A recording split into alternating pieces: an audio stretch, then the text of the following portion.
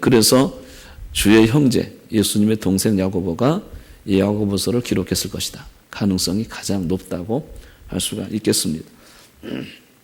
특별히 갈라디아서에 보게 되면 이제 사도 바울이 갈라디아서를 썼잖아요. 거기 보게 되면 이 사도 바울이 다메섹 체험을 하고 나서 예루살렘에 올라갔는데 주의 형제 야고보 외에는 아무도 만나지 않았다. 갈라디아서 1장 19절에 보게 되면 주의 형제 야고보가 예루살렘 교회에 당시의 최고의 지도자로 있었음을 암시하는 말씀을 주시고 계세요. 그 다음에 갈라디아서 2장 9절에 보게 되면 기둥같이 여기는 야고보, 게바, 요한을 내가 만났다. 이렇게 말씀하는 걸 보게 되면 게바라는 사람은 베드로잖아요. 그 요한, 베드로와 요한과 같은 동격에 넣는 기둥같이 여기는 야고보다. 이렇게 표현을 한 걸 보게 되면 주의 형제 야고보가 당시 초대교회에 상당한 영향력을 끼치는 당시 지도자였다 하는 점을 알 수가 있는 거죠. 그래서 주의 형제 야고보가 이 야고보서를 썼을 가능성이 가장 높다. 그리고 이 내용적으로도 유대인 중에 예수 믿는 사람이 썼을 가능성이 높다. 여러 가지 정황으로 봐가지고 저자는 주의 형제 야고보다 그렇게 보는 것이죠. 그렇다면 주의 형제 야고보는 어떤 사람들을 대상으로 이 편지를 썼을까? 수신자가 누굴까? 하는 점인데요. 그 수신자도 1절에 보면 나와 있죠. 흩어져 있는 12지파에게 문안하노라. 그렇게 한 것을 보게 되면 12지파라고 해당되는 사람들을 우리는 보통 어떤 사람들이라고 하나요? 이스라엘 유대인이라고 읽었잖아요. 12지파. 이방인들 가운데는 12지파라고 하지 않잖아요. 유대인들 가운데 이스라엘 백성 가운데 그들을 말할 때 12지파 이렇게 말하기 때문에 야고보서는 유대인을 대상으로 수신자가 유대인이었을 가능성이 높다. 이 내용상으로 봤을 때 그래서 유대인에게 이 편지를 썼는데 어떤 유대인에게냐 하는 점인데 1장은 이제 그게 안 나왔지만 2장 1절에 보게 되면 주 예수 그리스도에 대한 믿음을 너희가 가졌으니 2장 1절에 그렇게 말씀한 걸 보게 되면 유대인인데 예수님을 메시아로 인정하는 유대인, 믿는 유대인이라고 할 수 있겠죠. 대부분의 유대인들은 안 믿었는데 그 중에 더러 여러 사람들이 개종해서 예수는 그리스도라고 믿는 그런 사람들이 많이 생긴 거죠. 그 중에 대표적인 사람이 사도 바울이잖아요. 다메섹으로 가다가 성령의 예수님이 강권적인 은혜로 그에게 임하셔서 네가 나를 어찌하여 핍박하느냐. 다메섹 도상에서 예수님이 찾아오셔서 바울을 압도적으로 사랑하셔서 그걸 선택하시잖아요. 그러니까 이런 경우를 만난 유대인이 많이 있었다는 거예요. 예수님 메시아인 것을 깨닫고 알게 되는 유대인이 많이 있어서 그 중에 돌아온 자가 많이 있는데 그들이 흩어졌다는 것입니다. 왜 흩어졌을까요?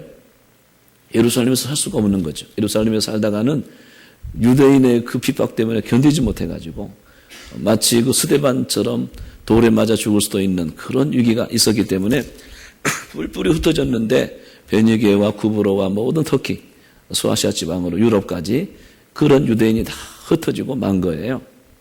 그래서 그렇게 흩어져서 있는 유대인, 믿음을 지키면서 순례길을 걸어가는 흩어져 있는 그리스도인 중에 유대인, 유대인 중에 그리스도인 이런 사람들에게 야고보서가 쓰여졌다 이렇게 볼 수가 있는 것이죠. 그러면 이 야고보서는 왜 썼을까? 이 내용을 자세히 보게 되면 두 가지 이유 때문에 야고보서가 쓰여진 것을 보게 돼요.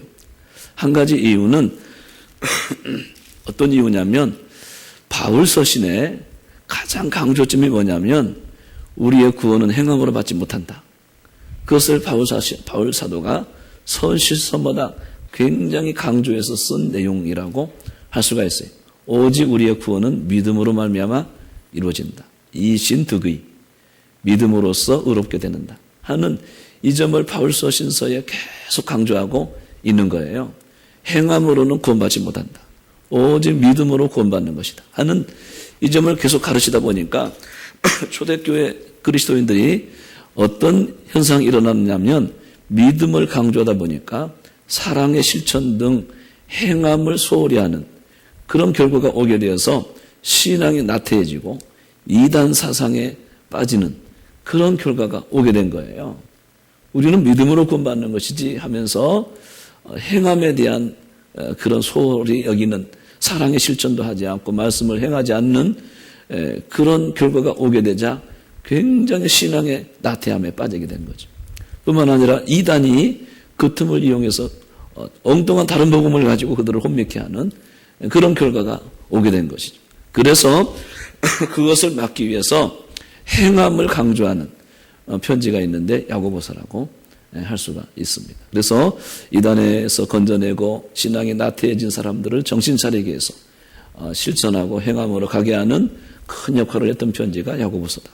그래서 야고보서의 중심 주제가 있다면 행함이 없는 믿음은 자체가 죽은 것이다 하고 그런 큰 슬로건을 가지고 목적을 가지고 야고보서가 기록되었다. 이렇게 볼 수가 있는 것이죠. 그렇다고 해서 바울 서신서 이신 득의 사상과 충돌되느냐 그런 것은 아닙니다. 그런 것과 잘 보완해서 함께 양날개를 가지고 진리를 세워주는 그런 하나님의 말씀이 야고보서다. 이렇게 볼 수가 있습니다. 또 한 가지 목적이 있는데 야고보서 쓴 목적은 당시 초대교회에 큰 핍박이 있었는데 네로 황제, 로마의 황제들, 그들은 자체가 그들이 주가 되고 하나님처럼 숭상을 받았던 황제 숭배하는 그런 시대에 그리스도인들이 있었잖아요. 그러니까 예수가 주라고 고백하는 그리스도인들을 로마 황제가 다 죽이고 핍박하고 그런 현상 때에 많은 사람들이 믿음을 지키면서 순례길을 걸어간 것이죠. 나그네 길을 걸어가는 거죠. 어떤 때는 토굴 속에 있기도 하고 산중에 있기도 하고 핍박을 피해서 무덤 속에서 지내다가 그 자체가 그냥 시체가 장사지가 되는 지하 카타콤이라고 하는 그런 데서 지내기도 하고 하여튼 초대 그리스도인들은 핍박 때문에 여러 곳에서 피난해서 순례길을 걸어가는데 그런 사람들에게 끝까지 인내해서 그리스도의 법을 성취하라고 하는 그런 목적을 가지고 이 편지를 썼다. 어떤 핍박에서도 인내하고 신앙의 승리자로 살아야 된다 하는 이 점을 강조하고 격려해 주기 위해서 이 야고보서를 썼다. 두 가지 목적이라고 할 수 있는데 그럼 야고보서가 보게 됩니다. 지금까지는 서론이었고요. 이제 오늘 이제 같이 읽은 1절부터 4절까지 본문을 한번 보게 되면 1절은 문안 인사를 하고 있죠. 문안하노라 안부 인사. 이 문안하다 그 말은 기뻐한다 그런 뜻도 있는데 그 성도들을 생각하면서 서로 기뻐하고 교제의 기쁨을 누리는 문안 인사를 1절에 하고 있는 것을 보게 됩니다. 문안할 때 야고보는 하나님과 주 예수 그리스도의 종 야고보는 흩어져 있는 12지파에게 문안하노라 하면서 인사를 건네는 내용으로 1절이 되고 있고요. 2절에서는 바로 내용이 전개되는데 형제들아 주의 형제들아 내 형제들아 너희가 여러 가지 시험을 만나거든 여러 가지 시험을 당하거든 온전히 기쁘게 여기라 하면서 1절이 바로 권면의 말씀으로 들어가는 것을 보게 됩니다. 어떤 과정도 없이 바로 이제 실천 이제 보통 바울 서신서 보게 되면 초반부에는 이론적이고 상당히 교리적인 내용을 다루다가 후반부에 실천편이 나오는데 야고보서는 그 서론이 어떤 이론이나 교리적인 설명이 없이 바로 실천편으로 들어가는 것을 보게 되는 것이죠. 그래서 내 형제들아 너희가 여러 가지 시험을 당하거든 온전히 기쁘게 여기라 하면서 바로 시험을 당하고 어려움을 당하는 그런 사람들에게 권면의 말씀으로 들어가고 있는 것을 볼 수가 있어요. 그런데 이 2절에 보게 되면 내 형제들아 이렇게 내 형제들아 이렇게 말씀했어요. 야고보서에 15번 이 호칭이 나옵니다. 그러니까 야고보서의 특징이라고 할 수 있는데 성도들을 지칭할 때 모든 성도를 지칭할 때 형제들아 이렇게 부르고 있다는 거예요. 왜 이렇게 불렀느냐면 예수님께서 새로운 가족 공동체를 명하셨는데 누가 내 모친이며 내 형제들이냐 아버지의 뜻대로 행하는 자라야 내 모친이며 내 형제들이다. 그런 말씀을 하셨기 때문에 초대교회는 새로운 가족 공동체 개념으로 교회를 이루고 있었다는 거예요. 그러니까 교회 안에 한 공동체를 만들게 되면, 이루어지게 되면 새로운 영적인 가족처럼 지내게 되는 그런 관계로 교회가 이루어지고 있었다는 거예요. 그래서 서로를 바라볼 때 형제요 자매, 그런 관계로 유지하고 있었다는 거죠. 그래서 어쩌면 형제요 자매, 이런 호칭은 가장 아름다운 호칭이라고 할 수가 있어요. 교회 안에서 형제님, 자매님, 이거는 한 가족임을 나타내는 친근감을 주는 그런 성경적이고 아름다운 호칭이라고 할 수가 있는 것이죠. 그래서 야고보는 호칭으로 내 형제들아 이렇게 쓰고 있다고 할 수가 있겠어요. 그런데 이런 호칭이 이제 야고보서 15번 나오는데 그 아름다운 관계 속에 계속 지내고 있는 것을 표현하고 있다고 할 수가 있습니다. 그런데 그 형제들에게 뭐를 권면하느냐? 너희가 시험을 당하거든, 여러 가지 시험을 당하거든. 여기서 말하는 시험은 헬라어로는 이제 페이라스 모이스라고 하는 단어인데, 이 시험이라고 하는 단어는 사탄이 내적에서 막 유혹하는 그런 시험이 아니고 외부에서 압박과 어떤 어려움을 갖다 줘가지고 외부로부터 오는 그런 시련을 의미하고 있는 거예요.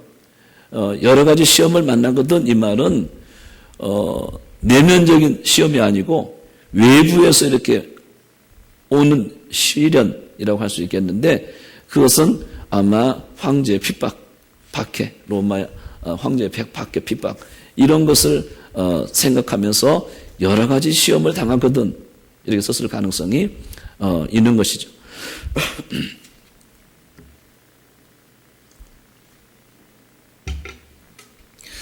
그런 시험을 당하거든 첫 번째로 권면하는데 뭐라고 합니까? 온전히 기쁘게 여기라. 너무나도 역설적인 가르침을 처음부터 하고 계시는 것을 볼 수가 있어요. 여러 가지 시련을 당하는데 어떻게 기뻐할 수 있겠어요? 거기다가 온전히 기뻐하라, 이렇게 가르치잖아요. 이 가르침은 영적인 깊은 이해가 없으면 받을 수가 없는 말씀이에요. 그리고 예수님과 연합되는 깊은 신앙이 없이는 이 말씀을 이해할 수 없는 가르침이라고 할 수 있겠죠. 시련을 당하는데 그냥 기뻐하는 게 아니고 온전히 기쁘게 여기라 그러잖아요. 이것은 조금도 근심이나 염려가 하나도 없이 100% 온전히 기쁘게 여기라, 그런 말이에요. 이거를 어떻게 우리가 받을 수 있겠어요? 이 땅의 그리스도인들 가운데 시련을 당하지 않는 성도가 어디 있을까요? 그때나 지금이나 다 어려움 가운데 믿음을 지키고 많은 시험이 우리에게 닥쳐오지만 시험을 이기고 여기까지 우리가 오고 있는 거거든요. 그런데 그때 우리가 어떻게 기뻐할 수 있겠냐는 거예요. 그런데 이 주의 형제 야고보 선생님은 시험을 당하거든. 그것도 여러 가지 시험을 당하거든. 외부로부터 오는 핍박과 박해, 환난, 역경, 돈 때문에 오는 여러 가지 곤란들, 당시에 이 가난이 그리스도인들의 표징이었거든요. 뿐만 아니고 유리방황하고 늘 위험에 노출되어 있는 여러 가지 외부로부터 오는 어려움들이 있었다는 거예요. 모든 믿는 사람이든지 믿는 사람이든지 이런 시련이 없는 사람이 없겠습니다만, 특별히 당시에는 믿음을 지키기 위해서는 더 큰 시련을 맛보아야 했다는 거예요. 믿음을 포기하면 그냥 평탄하게 살 수 있는 건데, 당시에는 그래도 믿음을 지켜야 되기 때문에, 그래도 예수님을 발자취를 따라가는 순례길을 가야 되기 때문에 절대로 믿음을 포기할 수 없는데, 그렇게 살다 보니까 엄청난 시련을 만났다는 거예요. 죽을 수밖에 없는. 사도 바울도 당시에 참수당해서 순교했다고 하잖아요. 그러니까 생각을 해보세요. 그냥 참수당해서 순교당하면 오히려 편할지도 모르겠어요. 순간만 참으면 되니까. 순간만 그냥 참으면 천국 가니까 참수당해서 순교를 당해도 뭐 그렇게 끔찍하지 않을 수도 있는 거죠. 그런 때로는 경기장에 넣어놓고 사자와 싸우게 하고 호랑이와 싸우게 하고 짐승과 싸우게 해서 찢기고 거기서 온갖 비투성이가 돼가지고 죽게 되는 경우도 있게 되고요. 죽이지 않고 계속 고문을 가해가지고 엄청난 고통 가운데 있기도 하고 말이죠. 또 잡히지 않아도 비난당하고 순례길을 걸어가고 낙연의 길을 걸어가면서 겪는 엄청난 어려움들이 있었다는, 믿음을 포기하면 다 밖으로 나올 수 있었어요. 편안하게 살 수 있었고. 그러나 이 믿음의 시련을 만나고 나서 계속 외부로부터 오는 핍박이 있는데, 그때 이런 사람들에게 이 말씀을 주시고 있는 거예요. 온전히 기쁘게 여기라. 온전히 기쁘게 여기라. 왜 기쁘게 여기라고 하는 이유가 3절에 나오는데, 이는 너희 믿음의 시련이 인내를 만들어내는 줄 알미라. 이렇게 쓰고 있어요. 왜 기뻐해야 되느냐?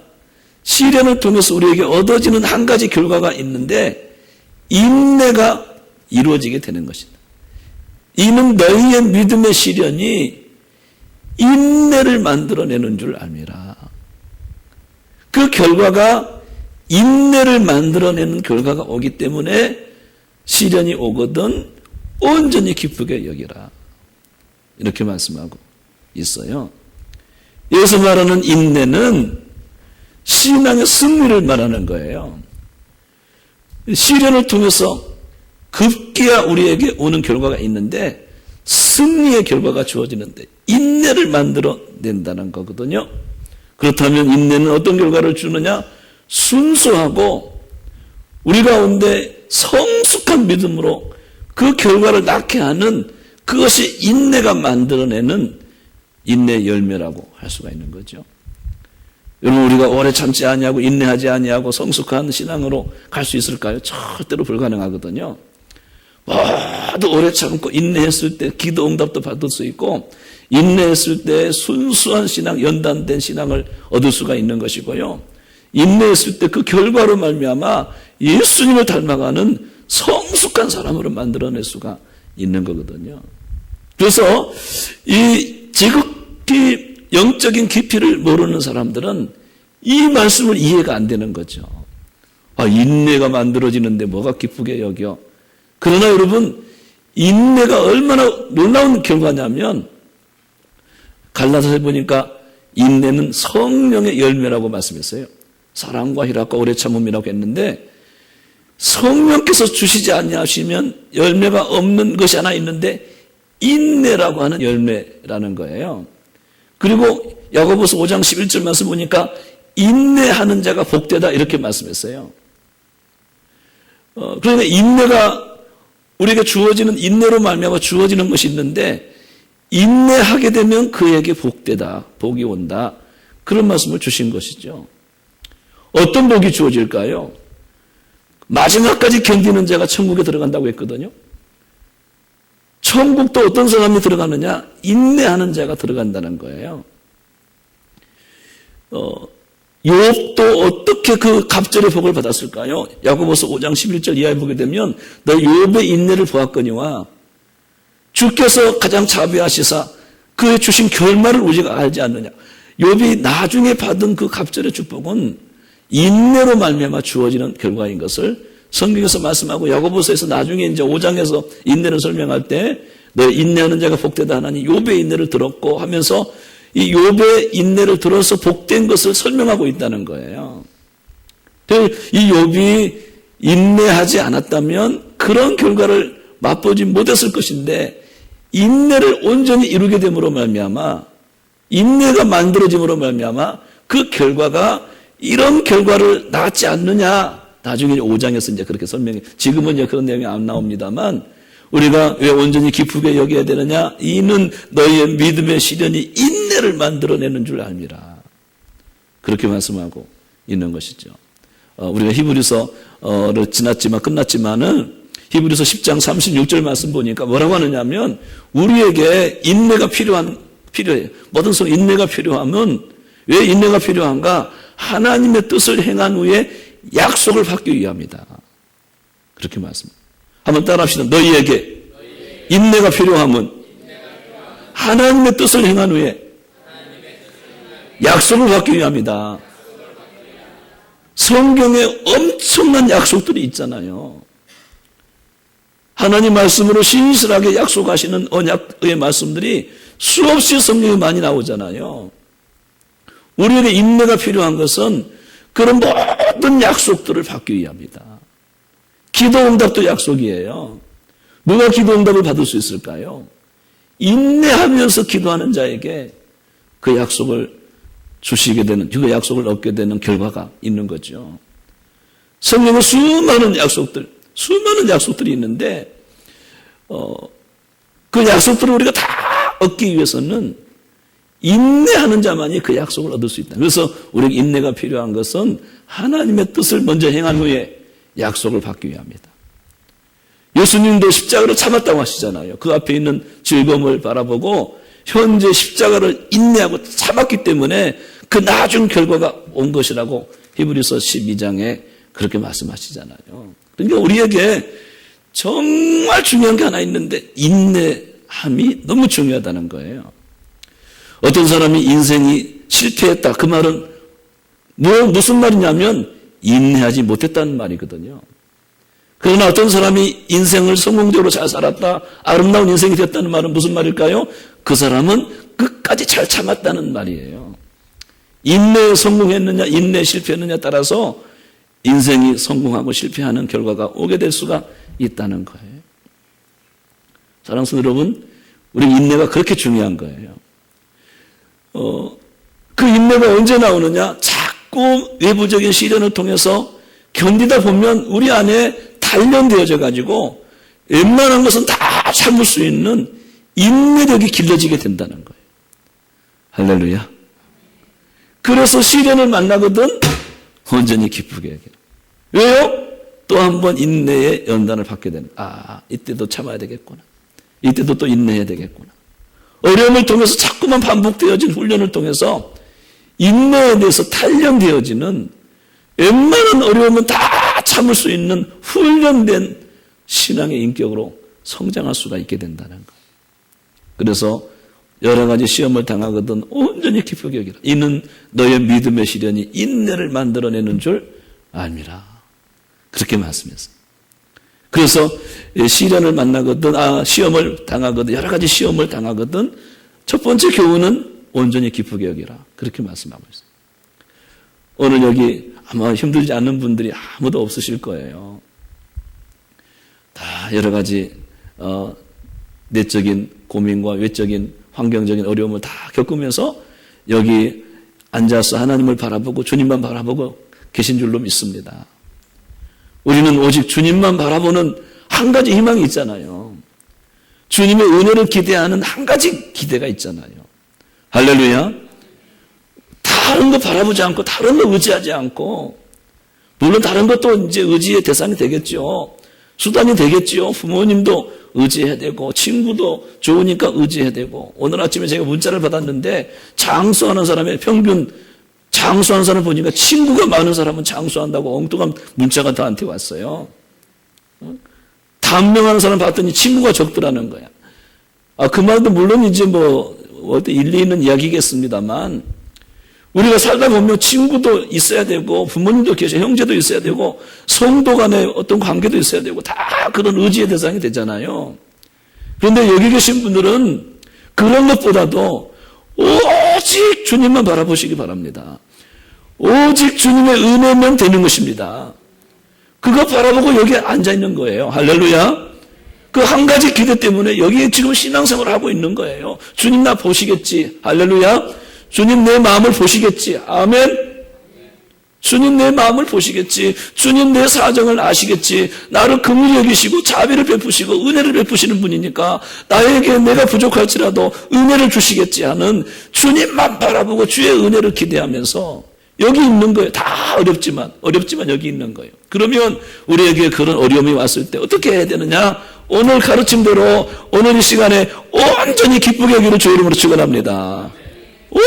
온전히 할렐루야. 온전히 기쁘게 여기라네. 온전히 기쁘게 여기라. 우리 사랑하는 우리 학생들도 오늘 공부하느라고 얼마나 힘들겠어. 공부하냐, 교회 나와서 성경 공부하냐, 큐티하냐. 어떤 학생은 음악 지도도 받고 그렇더만. 얼마나, 근데 여러분, 이런 모든 어려움 가운데 지낼 때마다, 어려움이 왔다. 그러면 내게 기회가 왔다. 시험이 왔다. 내게 인생의 절호의 기회가 왔다. 그러면서 우리는 역설적인 마음을 가져야 되는데, 그때마다, 얼마 전에 웃음치료 배웠죠. 그때마다 너떤 웃음을 웃고, 저 교회 마당에서 하고 전화 받고, 그래야 된다는 이 가르침이 그런 거예요. 그런 거예요. 이해가 되기를 축원합니다. 이거는 영적으로 깊은 이해가 없으면 이 말씀 받지 못하는 거예요. 그런데 영적인 깊이 있는 이해가 여기 계신 분들은 다 있을 줄 알아요. 그래서 여러 가지 시험을 당하고도 온전히 기쁘게 여기라. 두 번째는 4절에 또 두 번째 가르침을 주세요. 다 같이 한번 읽어볼까요? 4절, 1장 4절 시작. 인내를 온전히 이루라. 이는 너희를 온전히 구비하여 조금도 부족함이 없게 하려 함이라. 두 번째는 인내를 온전히 이루라. 인내를 온전히 이루라. 온전히 기쁘게 여기라. 두 번째는 인내를 온전히 이루라. 그렇게 가르쳐. 제가 아주 목이 안 나와가지고 소리를 지르니까 좀 나오기도 나오는데. 따라합시다. 인내를 온전히 이루라. 네. 이 말은 중도에 포기하지 말아라. 이런 말이에요. 온전히 이루라. 그 말은 인내하되 중도에 포기하지 말아라. 끝까지 참아라. 그런 말이에요. 따라합시다. 중도에 포기하지 말아라. 끝까지 참아라. 그게 인내를 온전히 이루라. 그런 말이에요. 목표를 가지고 열심히 공부하다가 중도에 힘들어서 못하겠다고 포기하지 말라는 것. 한번 목표를 세웠으면 한번 그 말씀의 약속을 붙잡고 비전을 가지고 나갔으면 인내를 온전히 이루라. 끝까지 참아라. 중도에 포기하지 말아라. 그렇게 말씀한. 그리하면 온전하고 구비하여 조금도 부족함이 없게 하려 함이라. 놀라운 4절 말씀을 우리에게 주시면 끝까지 참으면 온전해지고 구비되어져 가지고 조금도 모든 것에 부족함이 없게 되는 결과가 오게 될 것이다. 이것을 4절에서 가르치고 있는 거예요. 온전하고 구비하여. 이거는 온전하다는 말은 내적인 성숙을 말하는 것이고, 구비하여 이것은 모든 필요한 것들이 채워짐을 말하는 것이거든요. 그래서 조금도 내면적으로나 외면적으로 조금도 부족함이 없게 하려 하십니다. 저를 보세요. 저를 보세요. 여러분, 우리가 신앙생활을 하는데요, 내가 신앙이 성숙되어지고 예수님을 닮아가면 조금도 부족함이 없는 결과가 오게 되는 것. 어떤 결과가 오게 될까요? 내 안에 참 평안과 기쁨의 은혜가 주어지는 것. 내가 신앙이 성숙하고 예수님을 닮게 되면 내 안에 참 평안과 기쁨이 오게 되는 것. 내가 성숙하지 못하고 예수님을 닮지 못하기 때문에 여러 가지 문제에 같이 부딪히고 화나고 분노하고 내가 인내하지 못하고 염려 근심에 쌓이는 것이지, 신앙이 성숙하고 예수님을 닮아보세요. 내 안에 진정한 평안과 기쁨이 찾아오게 되는 것이죠. 뿐만이 아니에요. 신앙이 성숙하면 믿음대로 되는 역사가 오게 돼요. 할렐루야.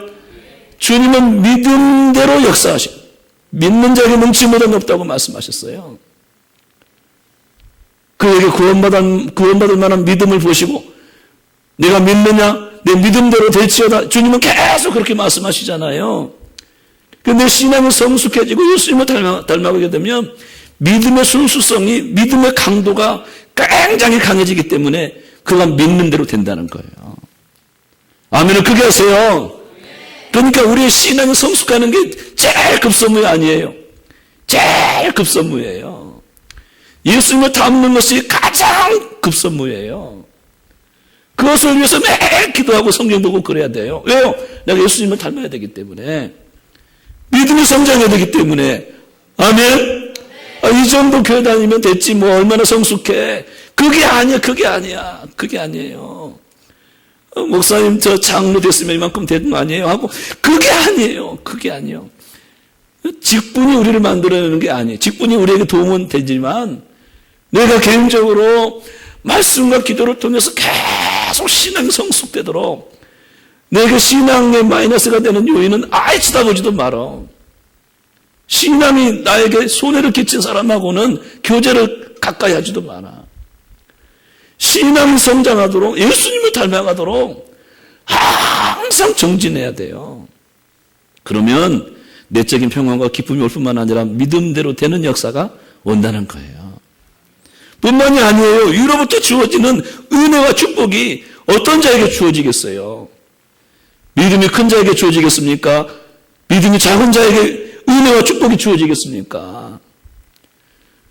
하나님의 은혜, 하나님의 축복이 우리에게 계속 있어야 되는 거 아니겠어요? 또 어떤 자에게 주어질까요? 믿음이 성숙하고 예수님을 닮아가는 그런 풍성한 신앙생활 하는 사람에게 은혜와 축복이 주어지는 거 아니겠냐는 거예요. 그러니까 내가 인내해가지고 온전히 구비하여 조금도 부족함이 없다는 말이 그런 말이에요. 인내하다 보면 내가 예수님을 닮게 되고 인내하다 보면 신앙이 성숙하게 되어 있다는 거예요. 뿐만이 아니에요. 신앙이 성숙하고 예수님을 닮아가게 되면 어떤 사람이 되냐면 신실한 사람이 돼요. 충성된 사람이 되는 거예요. 할렐루야. 신실하고 충성된 사람이 돼가지고 열심히 충성하고 그러기 때문에 위로부터 주어지는 상을 많이 받게 되는 거죠. 그래서 인내에서 얻어지는 유익이 엄청난 것을 알 수가 있어요. 인내에서 얻어지는 유익이. 그래서 인내를 온전히 이루라. 인내를 온전히 이루라. 그렇게 말씀했어요. 인내는 성령의 열매노라. 아멘. 훌륭한 사람 다 인정기를 다 살펴보세요. 인내하지 못한 사람이 성공했다는 말이 있는지 절대로 불가능합니다. 있을 수도 없고요. 사랑하는 우리 수요예배 나오신 모든 분들, 제가 목이 아픈데도 소리 질러서 말씀드렸으니까 꼭 마음속에 새기시기를 바랍니다. 끝까지 참으세요. 울면서 참으세요. 주님 바라보고 참으시고. 아시겠죠? 죽는 것밖에 더 있겠어요. 끝까지 참는데 여러 가지 시험을 당하거든 두 가지를 하시오. 온전히 기쁘게 여기라. 오늘부터 집에 가서 막 웃기에요. 완전히 기쁘게 여기라. 그 다음에 인내를 온전히 이루어라. 중도에 포기하지 말고 인내를 온전히 이루어라. 이 말씀을 평생 기억하세요. 아시겠죠? 오늘 2015년 9월 2일이에요. 이날 들은 말씀을 영원히 기억하세요. 영원히. 아시겠죠? 여러 가지 시험을 당하지 않는 사람이 어디 있겠어요? 다 있어. 나만 있는 게 아니에요. 다 있는 거예요. 여러 가지 시험을 당하거든 온전히 기쁘게 여겨라. 인내를 온전히 이루어라. 그것은 온전하고 구비하여 조금도 부족함이 없게 하려 하십니다. 그렇게 오늘 본문에 말씀하신 것을 발견하게 돼요. 이제 결론입니다. 사랑하는 성도 여러분, 우리가 시험을 당하거든 두 가지 하라고 했어요. 한 가지는 뭡니까? 온전히 기쁘게 여기라. 또 한 가지는 뭐예요? 인내를 온전히 이루라. 온전이라는 말이 두 가지가 두 양쪽에 들어간 것을 보게 됩니다. 온전히 기쁘게 여기라. 인내를 온전히 이루라. 그리고 우리의 신앙생활 목표가 어디에 있어요? 신앙생활 목표가 신앙이 성숙하고 예수님을 닮은데 신앙의 목표를 두시기 바랍니다. 온전하고 구비하여 조금도 부족함이 없게 한다는 말이 거기에 있는 거예요. 신앙이 성숙되어지고 예수님을 닮아가는데 신앙의 목표를 거기 두어야 돼요. 거기에. 내가 열심히 해가지고 축복을 받아야 되겠다. 거기에 목표를 두면 안 돼요. 이건 미신과 같은 그런 신앙이라고 할 수 있어요. 기복주의. 내가 기복주의 하려고 말이 안 나와가지고. 그런 신앙을 가지면 안 되고, 우리 목표가 내가 복을 받기 위해서 목표가 아니고 예수님 닮기 위해서 신앙 목표를 둬야 되는 거예요. 아시겠죠?